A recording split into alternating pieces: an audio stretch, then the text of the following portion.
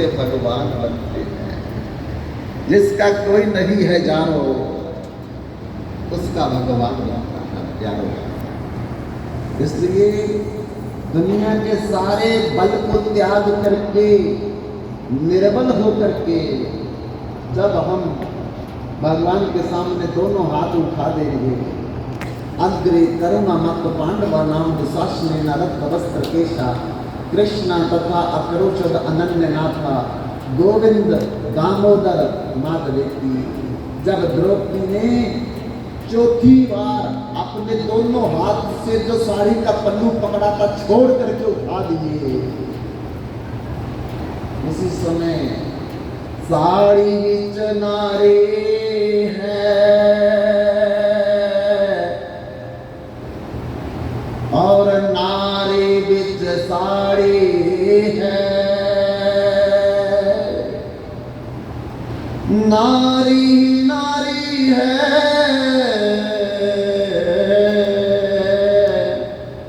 और साड़ी साड़ी है।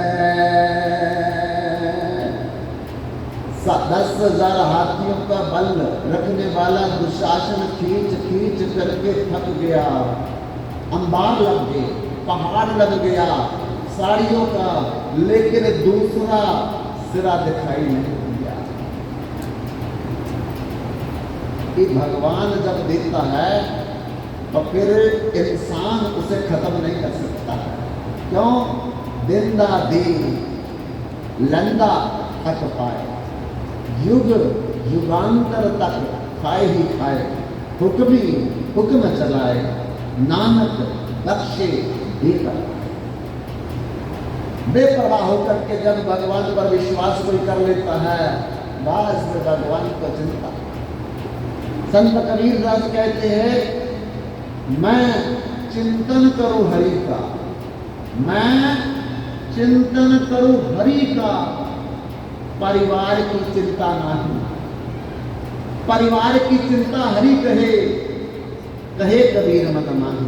उसकी चिंता तो भगवान करेंगे, हम तो चिंतन करें भगवान का कि संसार की चिंता छोड़ दो, भगवान करेंगे। इसको भगवान चला रहा है, हम नहीं चला सकते।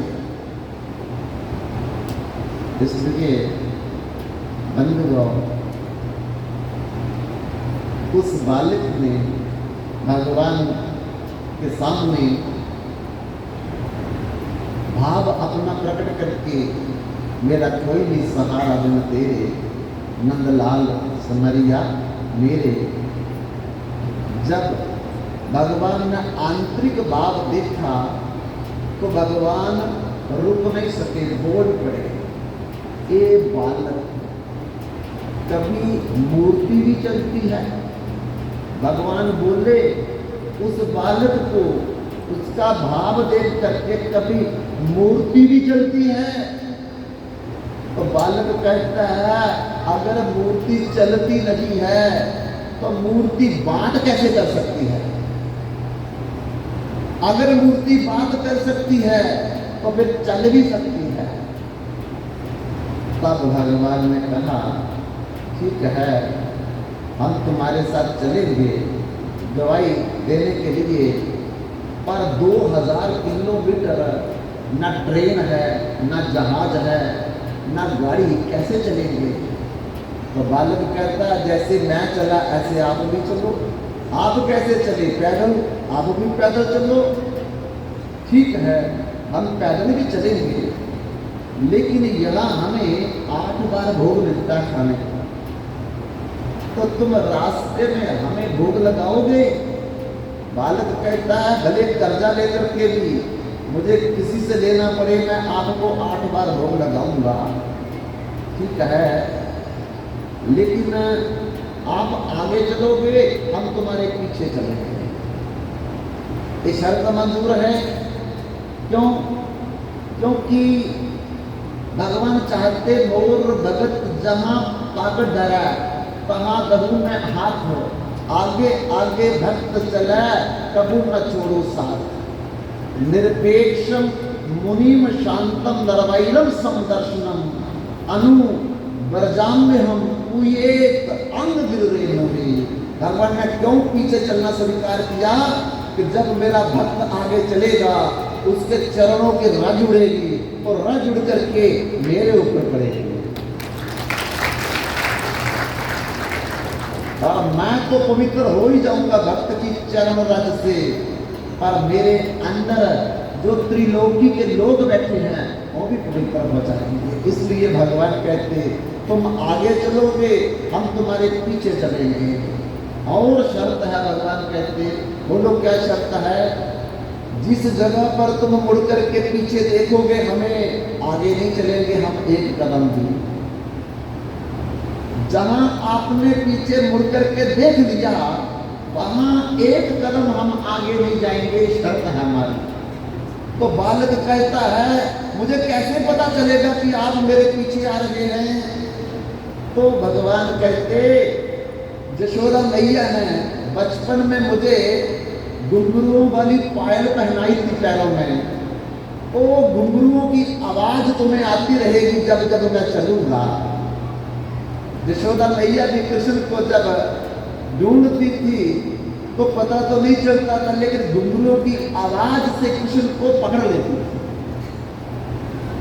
इसी प्रकार तुम्हें भी माता यशोदा की तरह घुंघरुओं की आवाज सुनाई देगी और उसी के बल पर तुम याद रखना कि मैं आ रहा हूं। ठीक है, मुझे सब शर्तें मंजूर है। और बंधुओं, भक्त और भगवान में शर्तें रखी गई। अब शर्त रख करके भगवान रात के 2:30 बजे चले हैं ताकि किसी को पता ना चले। आगे आगे वो ब्राह्मण बालक चला, पीछे पीछे भगवान चले हैं। और रास्ते में जहां भोग का समय हो जाता, वो बालक लोगों के घरों में मधुकरी मांग करके भगवान को भोग लगाया।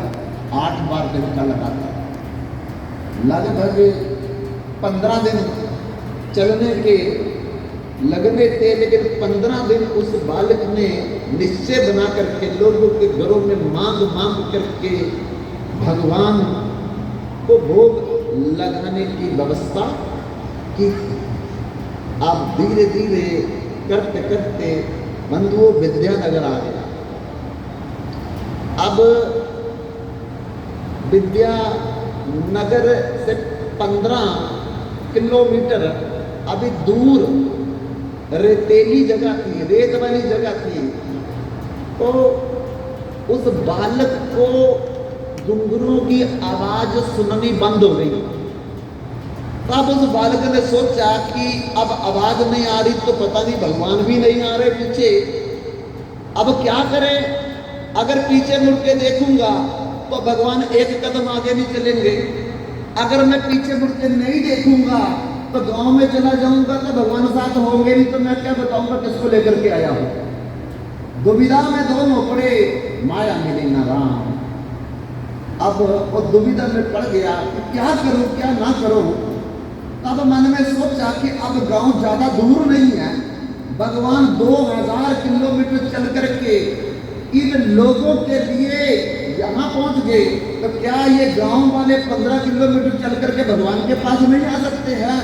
इसलिए मैं मुड़ करके देखूंगा।